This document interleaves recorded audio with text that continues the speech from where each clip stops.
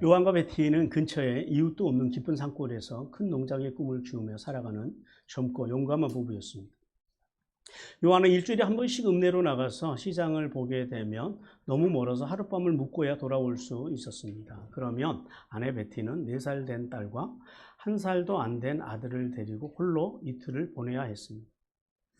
그러나 개척정신이 강하고 담대한 베티는 별로 두려워하지 않았습니다. 그러던 어느 날 남편 요한은 장을 보러 집을 떠나고 베티는 빵을 굽기 위해 장작을 가지러 뒤뜰로 나갔습니다. 그때 베티가 장작 더미에 손을 내미는 순간 장작 더미 속에 있던 독사가 베티의 다리를 물었습니다. 순간적으로 베티는 옆에 있는 도끼를 들어 정신없이 독사를 내리찍었습니다. 그러나 그녀는 이미 독사에 물려 혈관에 독이 스며 오래 가지 않아 죽게 될 것이라 예상했습니다. 그 순간 베티의 머리에는 남편은 내일 돌아오는데 그렇다면 두 아이는 어떻게 될까? 도와줄 가까운 이웃도 없지 않는가? 아들 자니는 1살도 안 되었고 딸 키티는 겨우 4살이 아닌가? 라는 생각이 스쳐갔습니다. 베티는 더 생각할 여유가 없었습니다. 몸속에 독이 더 퍼지기 전에 아이들을 위해 최후의 할 일을 해야 했습니다. 우선 먹을 것을 준비해 놓아야지. 빵도 굽고 우유는 손 닿는 곳에 놓아두고 그러면 아빠가 돌아올 때까지 아이들이 살아남을 수 있겠지. 뜨거운 여름 햇살은 더욱 뜨겁게 느껴졌습니다. 그녀는 아궁이에 불을 지피고 빵을 굽기 시작했습니다. 몸은 점점 빠지고 눈도 힘이 점점 흐려졌습니다. 그러나 그녀는 계속 기도하면서 나무를 쪼개 아궁이 앞에 쌓아놓고 어린 딸에게 불이 꺼지지 않게 계속 나무 놓는 법을 가르쳤습니다. 그리고 어린 딸에게 여러 번 당부했습니다. 키티야, 이제 곧 엄마는 아주 깊은 잠을 빠지게 될 텐데 너는 내 동생 자니를 잘 돌봐줘야 돼. 빵도 먹이고 우유도 먹이고.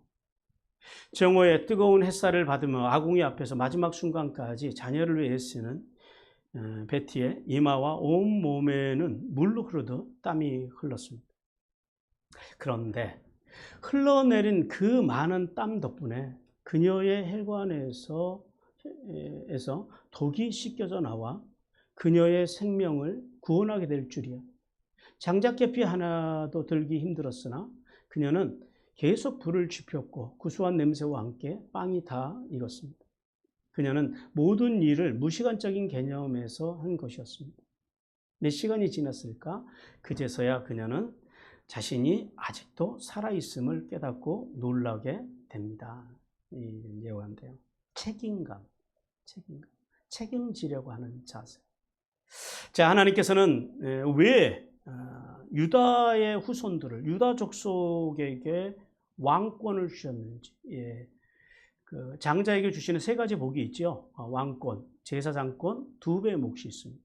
근데 그 왕권을 누구의 후손에게 주셨다고요? 유다의 후손들에게.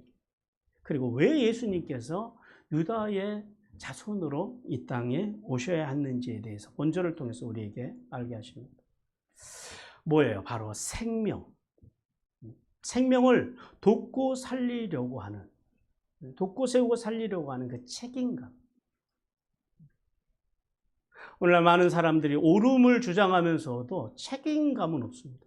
책임을 지려고 하지 않습니다. 자, 본문 속에서 유다는 자신을 담보로 아버지와 베냐민과 그리고 모든 가족을 책임지려는 자세를 보여줍니다. 그는 비록 젊은 날에요. 어리석게도 동생 요셉을 시기하고 미워했습니다.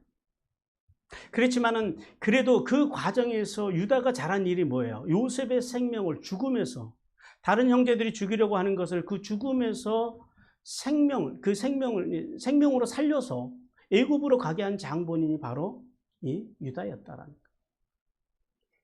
또한 요셉을 팔고요. 그가요, 긴 세월을 방황을 하기도 합니다. 거의 한 20년 가까운 방황의 삶을 살기도 하지만은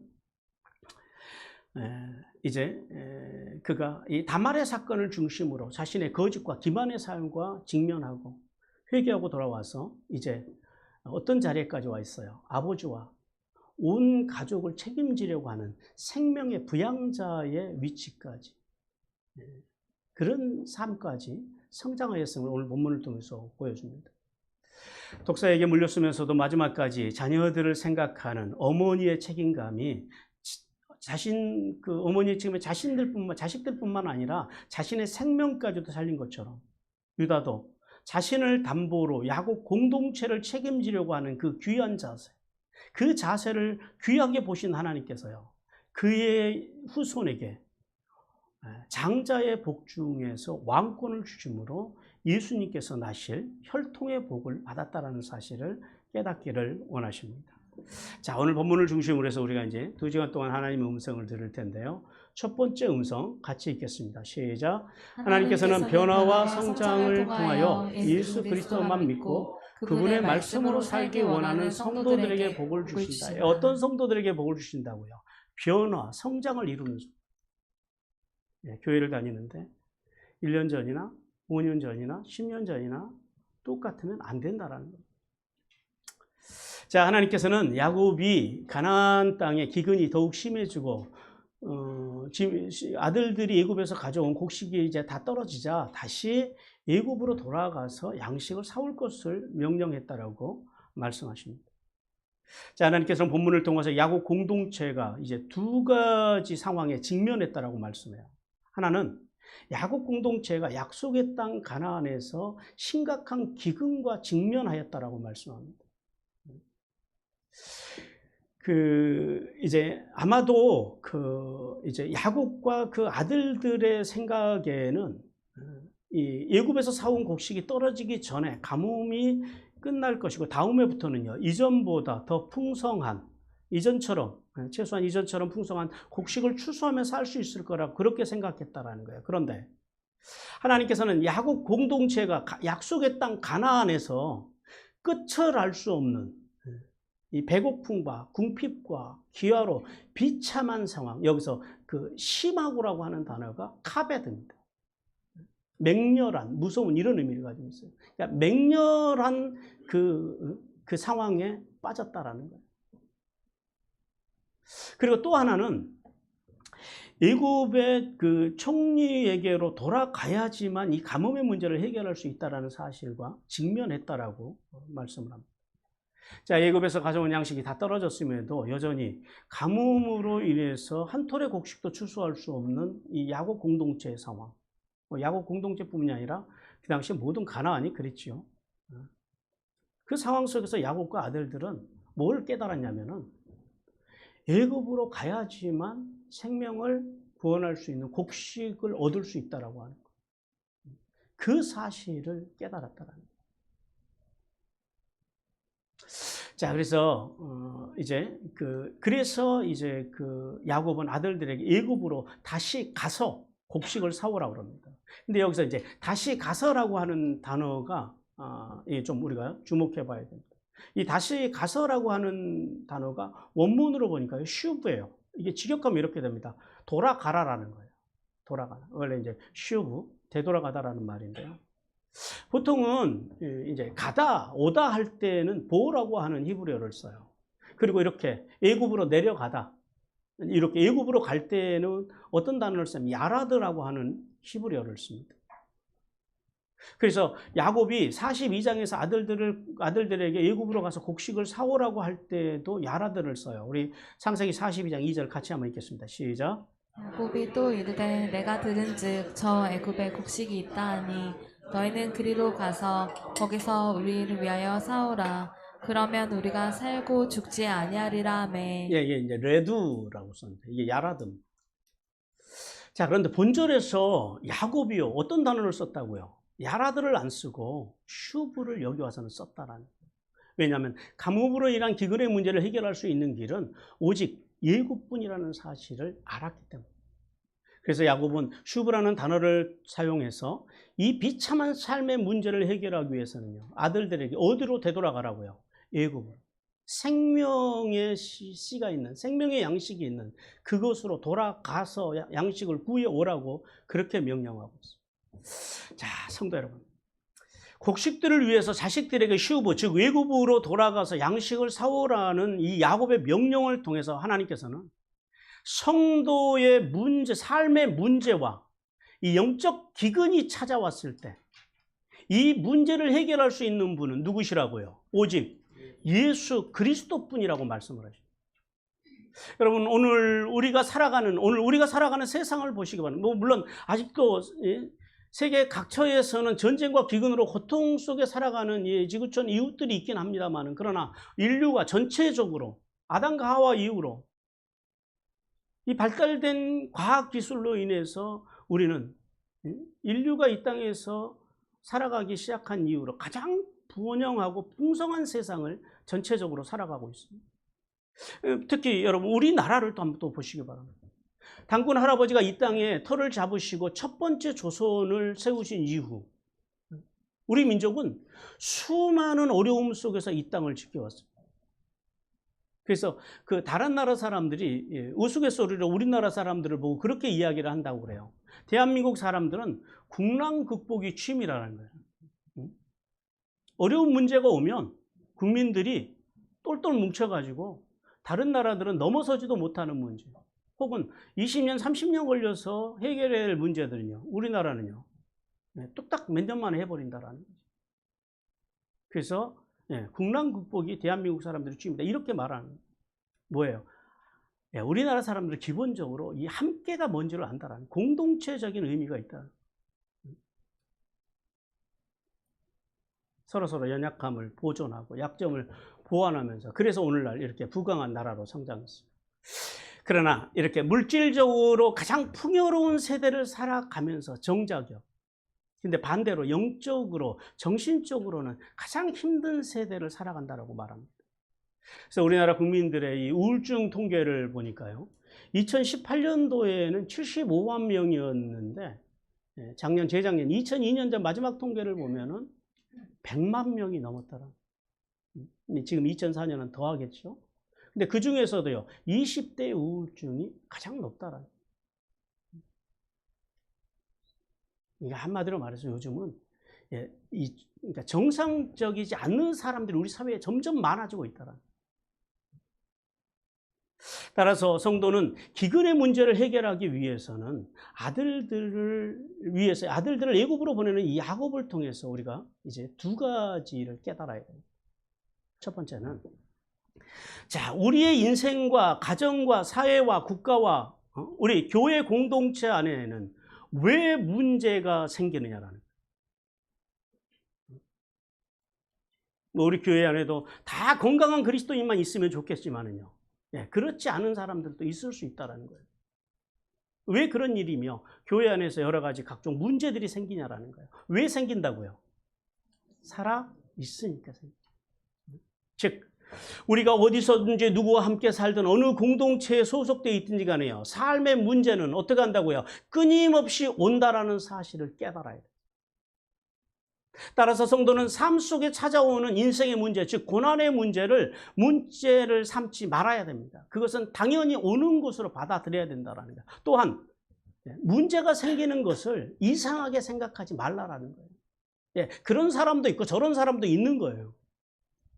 마치 그 공동체가 그리고 그 사회가 문제가 있어서 있는 것이 아니라 살아가기 때문에 사람들이 살아서 움직이기 때문에 건강한 사람도 있고 좀 덜 건강한 사람도 있고 또 문제가 심각한 사람도 있고, 그런 사람들이 어우러져 살아가는 사회를 살아간다는, 그러니까 문제가 오는 거에 대해서는 문제를 삼지 말고 이상하게 생각하지 말라라는 거예요.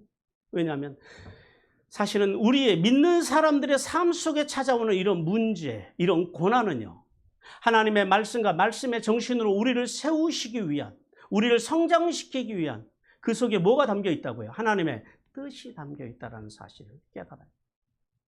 자, 우리 시편 119편 67절 71절 같이 읽겠습니다. 시작. 고난당하기 전에는 내가 그릇 행하였더니 이제는 주의 말씀을 지키나이다. 고난당하는 것이 내게 유익이라. 이로 말미암아 내가 주의 율례를 배우게 되었나이다. 시편 기자는 고난을 통해서 뭘 배웠다고요? 전에 그릇된 행위를 보았고 그것을 통해서 주의 말씀을 지키는 길로 갔다라는 거예요. 무슨 말이에요? 성장했다라는 거예요. 변화되었다라는 거예요. 뭘 통해서요? 고난을 통해.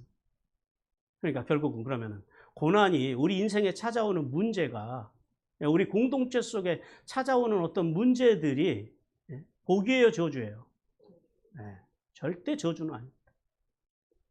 그리고 71편에서도 그러죠. 그래서 고난당하는 것이 유익이래요. 그로 말미암아서 주의 율례를 배웠다라는 하나님의 말씀이 마음에 새겨지고 그것을 배웠다라는 마음에 새겨지는 하나님의 말씀을 배웠다라는 더 나아가서 성도는 살아가는 동안에 고난 없기를 위해서 기도하지 말아야 됩니다. 왜냐하면 모든 고난과 문제 속에는요. 뭐가 있다고요? 하나님의 구속사를 위한 계획이 있다. 베드로전서 4장 19절 같이 읽습니다. 시작. 그러므로 하나님의 뜻대로 고난을 받은 자들은 또한 선을 행하는 그 가운데 그 영혼을 미쁘신 창조주께 의탁할지어다. 예, 하나님의 뜻 안에서 당하는 고난은 선을 행하는 가운데서 고난을요 어떻게 행하라고요? 고난이 오면 고난 속에서 선을 행하라는 거예요. 그 영혼을 미쁘시게 하시는 미쁘신 창조주께 의탁하라는 거예요. 하나님께 맡기라는 거예요. 그러므로 성도는 삶에서 찾아오는 이 고난의 문제를 풀어갈 때에 어떻게 풀어갈까요? 먼저는 현상에 집중하지 말아야 됩니다. 어떤 문제가 오고 어떤 고난이 오면요. 자기 느낌, 자기 생각, 자기 기준으로 해석하려고 하지 말아야 된다. 성숙한 성도는 고난이 오면은 먼저 그 문제 속에 그 고난 속에 그 고난을 통해서 하나님께서 무엇을 말씀하고 무엇을 이루고자 하시는지 무엇을 하나님께서 어떤 것을 향해서 나가게 하시려고 하는지 그것을 구속사적으로 풀어내야 된다는 거예요. 해석할 줄 알아야 된다. 그래서 사건보다 뭐가 중요하다고요? 해석이 중요하다. 해석을 부정적으로 하면은요, 다 부정적으로 가는 거예요. 그리고 사실도 아닌 것을 가지고 말하고 행동하고 그러지 말라라는 거예요. 그리고 더 나아가서요. 구속사적으로 그 속에 하나님의 뜻, 하나님의 섭리가 있음을 해석하고 그리고 그 문제를 뭘로 풀까요? 말씀. 문제를 푸는 열쇠가 뭐여야 돼요? 말씀이에요. 근데 대부분 사람들은 뭘로 풀어요? 자기 느낌, 자기 생각. 그것은 미성숙합니다. 자, 이러한 자세로 문제를 대하는 성도가 성숙한 성도요. 하나님이 기뻐하시는 성도임을 깨닫고 모든 문제를 어떻게 해석하라고요? 구속사적으로 해석하고 그리고 성경 속에서 해답을 찾음으로 하늘의 복과 땅의 복을 받는 성도가 되기를 주님께서 원하십니다. 그리고 둘째는 인생에서 만나는 고난의 문제의 해결자는 오직 예수님 한 분이심을 믿어야 한다라고 말씀합니다. 야곱이 그 자녀들에게 다시 가서를 야라들을 안 쓰고 뭘 썼다고요? 슈브. 이 슈브라고 하는 단어를 통해서 아들들에게 예굽으로 돌아가서 양식을 구해와서 이 공동체에 닥친 가뭄의 문제를 해결하라고 명령한 것, 이것을 통해서 하나님께서는 성도가 영적인 기근을 만졌을 때 오직 참된 양식과 음료가 되시는 예수님을 통해서만 해결을 받고 예수님을 통해서만 공급을 받을 수 있다라고 오늘 우리에게 말씀합니다. 우리 요한복음 6장 55절 같이 읽습니다. 시작. 시기요 내 피는 참된 음료로다. 네, 이 말씀을 예수님의 십자가의 사건, 예수님께서 십자가에서 살을 찢으시고 피를 흘리신 사건으로 이제 그렇게 해석하기도 합니다만은 뭐 틀린 건 아닌데요. 근데 이 말씀을 공부를 하면서 우리가 한 가지 좀 주목해야 돼요. 그러니까 단순히 어떤 예수님이 이 살이 성도를 위한 참된 양식이요 피가 참된 음료라는 말씀이 십자가의 죽으심만을 의미하는 것이 아니라는 사실을 우리는 알아야 됩니다. 더 나가서 여기서 이제 어떤 단어를 주목해야 되냐면 참된입니다. 참된. 이게 참된이라는 단어가 헬라어로 알레데스거든요. 알레데스가 진정한 이런 의미로 해석합니다. 뭐 진짜의, 진실한, 뭐 신실한 이런 의미인데 여기서는 진정한 이런 의미로 해석이 돼요. 즉 예수님을 믿는 성도에게 죄 없으신 예수님의 말씀만이 진정한 뭐가 되고 양식이 되고 또 진정한 음료가 된다는 말씀만. 따라서 영원한 생명을 살기 원하는 성도는 자기의 기준과 자기 확신으로 살아서는 안 되며 오직 예수님의 말씀과 말씀의 정신으로 살기 위해 발버둥 쳐야 합니다. 그래서 성도는요, 두 가지를 기억해야 해요. 하나는 하나님의 말씀을 믿고 존중하고 그렇게 살고자 발버둥 칠 때만 영적인 기근을 해결받고 풍요로운 삶을 살 수 있다라는 사실입니다.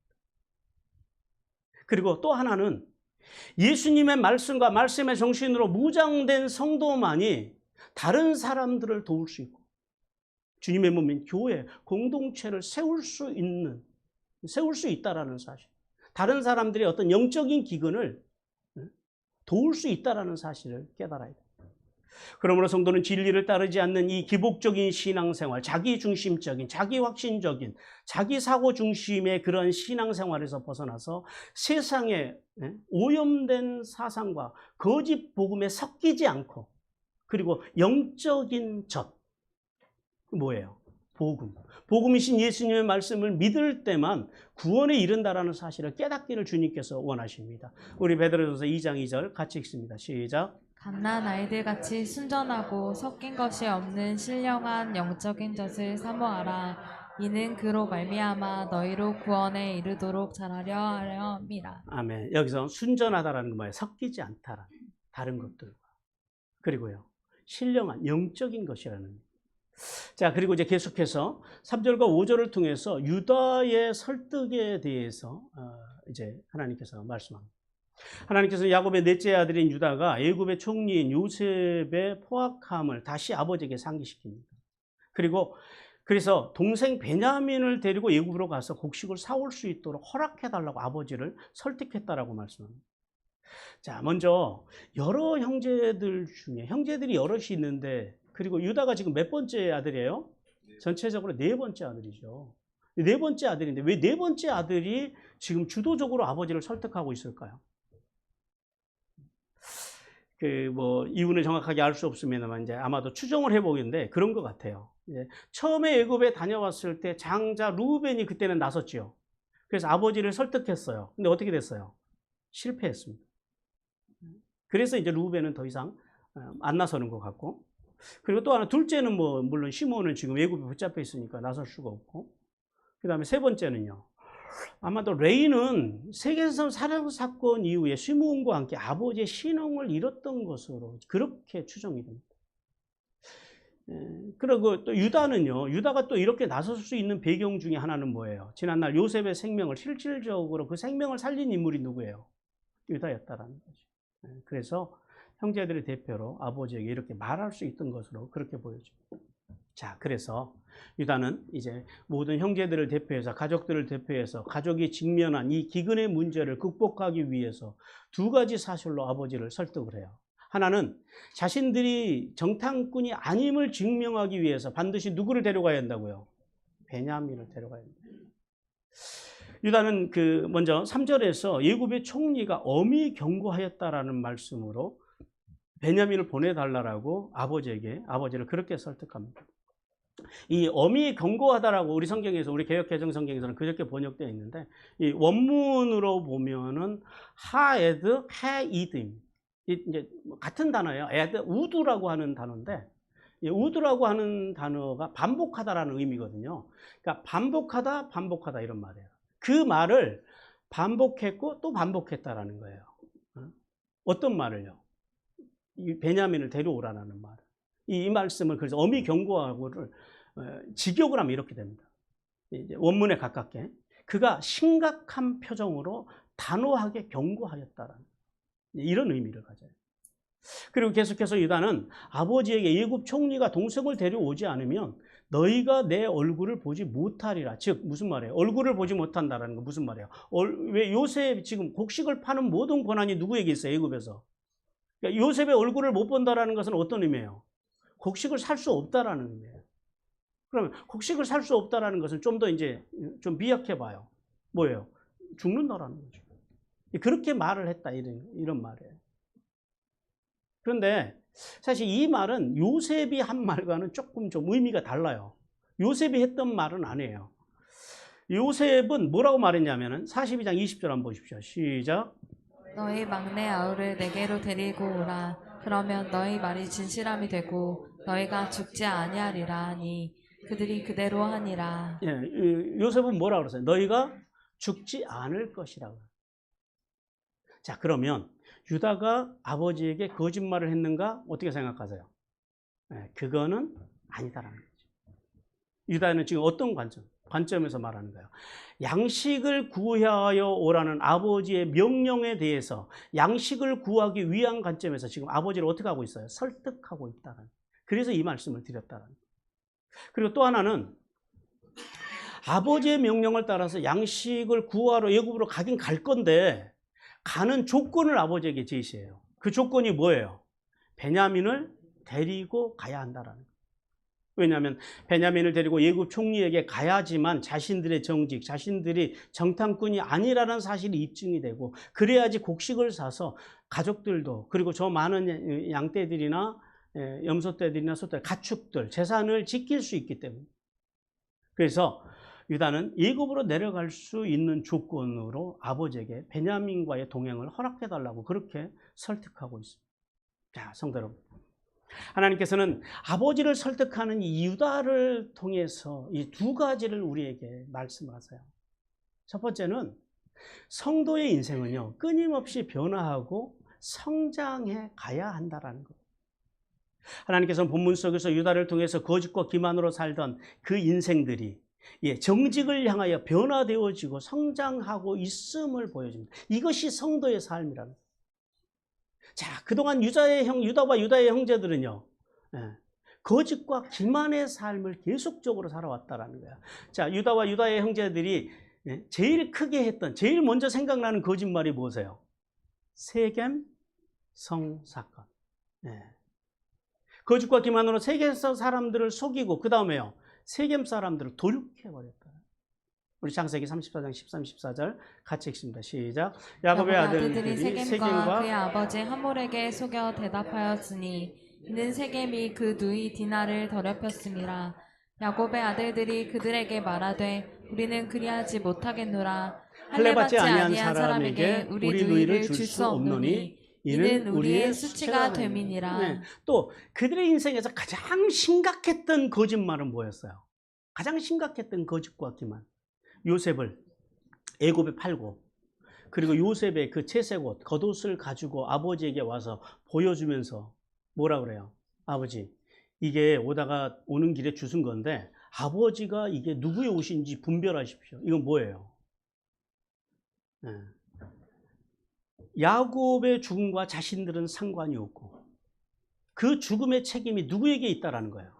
아버지에게 있음을, 아버지에게 그 책임을 다 전가해버려요. 물론 고의적은 아니죠. 고의적은 아니지만 그럼에도 불구하고 아버지가 그 귀히 여긴 아들을 먼 길을 보내가지고 그 아들이 짐승에게 찢겨서 이렇게 죽었다라는 거예요. 그리고 자신들이 요셉에게 했던 그 모든 책임을 결국은 결과적으로 어떤 결과를 낳아버렸어요? 아버지에게 뒤집어 씌우는 결과가 되었다라는 거예요. 그리고 지난 20년 동안 아들을 잃은 괴로움 속에서 아버지로 하여금 살게 했다라는 거예요. 창세기 37장 32절 같이 읽습니다. 시작. 그의 채색 옷을 보내어 그의 아버지에게로 가서 이르기를 우리가 이것을 발견하였으니 아버지의 아들이 오신가 보소서 하매. 여기서 보소서가 뭐냐면 낙하라, 분별하라는. 자, 그런데 보십시오. 그런데요. 이제 그랬던 유다가 오늘 유다의 태도를 잘 보십시오. 그렇게 지금 유다의 태도는 뭐야? 자신들이 거짓말쟁이가 아니라는 사실을 입증하기 위해서 지금 아버지를 설득하고 있었다. 이것은 엄청난 변화와 성장입니다. 옛날 유다의 형제들 같았으면 이 문제를 지금 어떻게 해결할까요?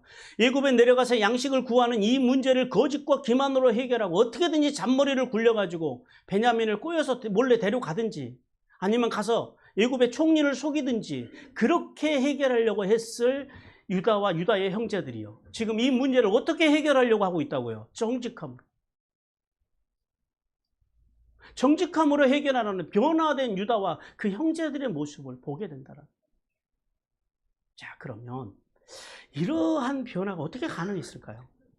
물론 하나님께서 지난 20년 동안 여러 가지로 요셉과 요셉의 형들을 다루셨죠. 그러나 가장 결정적인 변화의 이유는 바로 요셉을 통한 하나님의 다루심. 하나님의 함께 하심 속에서 형통의 은혜로 애굽의 총리가 되는 복을 받은 요셉이 형제들의 악행을요, 악으로 갚지 않았다라는 거예요. 그렇다고 해서 요셉이 무조건 용서했다? 그것도 아니에요. 용서도 하지 않았어요. 무조건 용서하지 않았습니다. 용서는 뭘 타고 흐른다고요? 회개의 골짜기를 타고 용서는 흐르는 거예요. 회개하지 않는 사람, 뉘우치지 않는 사람에게는 결코 용서의 사랑은 흐르지 않습니다. 되려 어떻게 했어요? 그 회개의 골짜기로 나오도록 요셉이요, 선으로 악을 꾸짖었다라는 거예요. 그래서 슈브, 즉 회개하고 돌아오도록 강하게 밀어붙였다라는 거예요. 그래서 가능했다라는 거예요. 수용해주고 그냥 무작정 수용해준 게 아니에요. 그건 사랑이 아닙니다. 사람 더 버리는 거예요. 따라서 성도는 요셉의 형들과 같이 죄악에 빠져서 하나님의 다루심을 받더라도 어떤 신앙이요? 슈브의 신앙으로 십자가로 돌아가서 날마다 변화되고 성장하는 삶을 살기를 주님께서 원하십니다. 왜냐하면 성장과 성숙은 예수님을 믿어 의로워진 성도들의 특징이기 때문입니다. 우리 시편 92편 12절 같이 읽습니다. 시작. 종려나무와 같이 번성하며 레바논의 백향목 같이 성장하리로다. 예, 번성해 가는 것, 그 다음에 성장해 가는 것, 그것이 뭐라고요? 의인의 특징이에요. 말씀과 말씀의 정신으로 종려나무와 백향목처럼 성장하지 못하는 것은 하나님의 아픔입니다. 그런 성도들의 모습. 왜냐하면 성장하지 못하는 자들은 어떻게 될까요? 우리가 성장하고 변화되고 성숙하지 못하면요, 결국 하나님의 은혜를 잃어요. 하나님의 은혜를 잃으면 사람이 악해집니다. 독해집니다. 그리고요, 교회와 그리고 성도들과 주의 종들과 가족들에게까지 피해를 끼친다라는 거예요. 결국은 그런 사람들, 그래서 결국 그 결말은 어떻게 될까요? 세상의 질서로 나가버린다는 거예요. 마귀의 자식으로 전락해버린다는 거예요. 우리 디모데후서 4장 14절 같이 읽겠습니다. 시작. 구리 세공업자 알렉산더가 내게 해를 많이 입혔음에 주께서 그 행한 대로 그에게 갚으시리니. 예. 사도 바울의 인생에도 이렇게 변화되지 않고 성장되지 않는 자들이 괴롭히는 사건들이 있었더라는 거예요. 그러므로 성도는 요셉의 형들이 성장과 변화를 통하여 하나님의 나라를 위한 이스라엘의 12지파의 족장으로 세워져 간 것처럼 날마다 말씀과 말씀의 정신으로 살기 위해 발버둥 치는 신앙으로 구원의 복과 함께 하늘의 복과 땅의 복을 받기를 주님께서 원하십니다. 그리고 두 번째는 성도는 예수 그리스도의 십자가만을 통해서 하나님의 공의를 만족시킬 수 있으며 하나님의 자녀가 될 수 있다는 사실을 깨달아야 돼요. 유다가 아버지에게 베냐민을 데리고 가지 않으면 애굽의 총리를 만날 수도 없고 총리를 만나지 못하면 생명을 위한 곡식을 얻을 수도 없다라고 하는 이 말을 통해서 성도에게도 오늘날 우르를 살아가는 우리에게도 뭐가 필요하다고요? 베냐민이 필요하다. 베냐민. 오직 그 베냐민, 우리에게 베냐민은 누구예요? 오직 예수 그리스도를 믿을 때만, 예수 그리스도를 믿는 것이 오늘 우리에게 베냐민입니다. 믿을 때만 의롭게 되어서 하나님을 배울 수 있다는 사실을 깨닫기를 주님께서 원하십니다. 우리 고린도전서 6장 11절 같이 읽습니다. 시작. 너희 중에 이와 같은 자들이 있더니 주 예수 그리스도의 이름과 우리 하나님의 성령 안에서 씻음과 거룩함과 의롭다 하심을 받았느니라. 예, 우리 주 예수 그리스도의 이름과 우리 하나님의 성령 안에서 씻음과 거룩함과 의롭다 하심을 받을 수 있다. 그러면 왜 하나님께서는 예수님을 통해서만 하나님을 배울 수 있으며 구원을 받을 수 있다라고 말씀을 하실까요? 그것은 법입니다. 법. 원칙입니다. 하나님께서 죄인인 인간이 십자가에서 희생제물이 되셔서 모든 인류의 죄를 담당하신 예수님을 믿는 믿음의 길, 그 길 외에는 구원을 허락하신 적이 없다라고 주님께서 말씀합니다. 우리 사도행전 4장 12절 같이 읽습니다. 시작. 다른 이로서는 구원을 받을 수 없나니 천하 사람 중에 구원을 받을 만한 다른 이름을 우리에게 주신 일이 없음이라 하였더라. 예, 따라서 성도는 요셉의 형제들이 아무리 재물을 많이 가지고 간다 해도 누구를 데려가지 않으면요, 베냐민을 데려가지 않으면 요셉을 만날 수 없다고 믿었던 것처럼. 근데 실제로는 요셉이 만나줄까요? 안 만나줄까요? 베냐민을 안 데려와도 만나주죠. 왜요? 요셉은 이미 용서하기로 작정을 했다라는 거예요.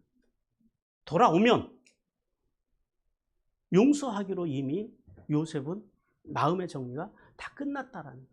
근데 누가 그렇게 믿는 거예요? 형제들이. 그렇게 믿듯이 우리도 마찬가지입니다. 그런 믿음이 있어야 된다. 예수 그리스도의 말씀을 믿고 존중하고 그렇게 살기 위해 발버둥 치는 신앙이 없다면 이 세상 무엇을 가지고 어떻게 살았든 결코 하나님의 나라에 입성할 수 없다는 사실을 깨닫기를 주님께서 원하십니다.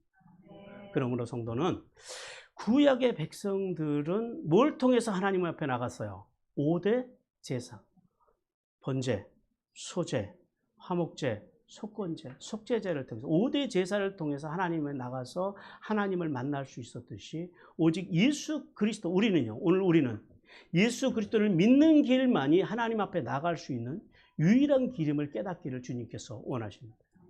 그리고 날마다 성령님 안에서 예수님의 십자가를 붙들고 예수님의 말씀과 말씀의 정신으로 살기 위해서 발버둥 침으로 하늘의 백성으로 영생의 복을 받기를 주님께서 원하십니다.